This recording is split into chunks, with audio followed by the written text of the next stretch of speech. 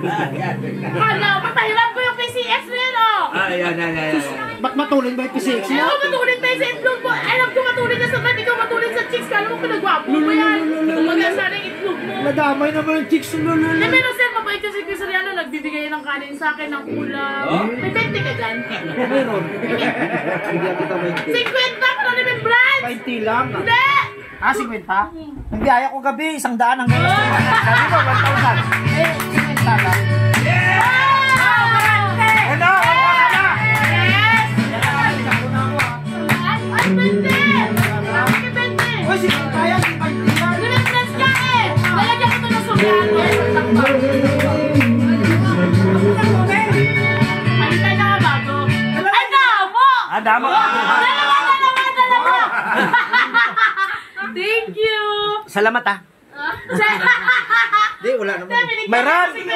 Yan na. Ay, akin yan. Akin na. Wala ko 100. Lalagyan ko ito pa kaya hindi ko ito magastusin! Bisa lang maglambing. Uy, bago yan ah. 50 lang! Di, pinaghirapan ko yan. Sese, ito, ang daming pera pa. Ang daming pera. Eh mo, tatlong chicks, tapos ganun lang ang pera. Ito, ikaw nagbayad yan! Wala ako chicks, uy. Ay sir, yung chicks niya sir, alam mo sir, kumakain ako minsan tatawag, baba ko na, dito na. Pinapadala sa ng pagkain na binibigyan niya ako.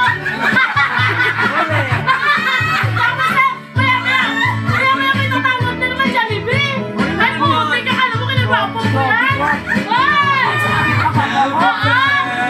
Tapos sir, nag-island dito sa isa, I love you din sa isa. Parang sa Ismail.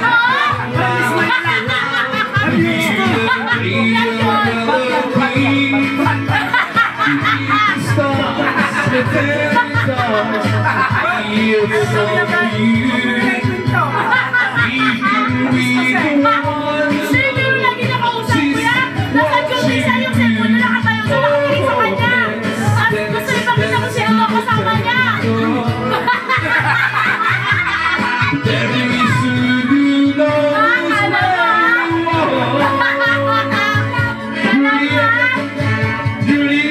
Alam mo ah.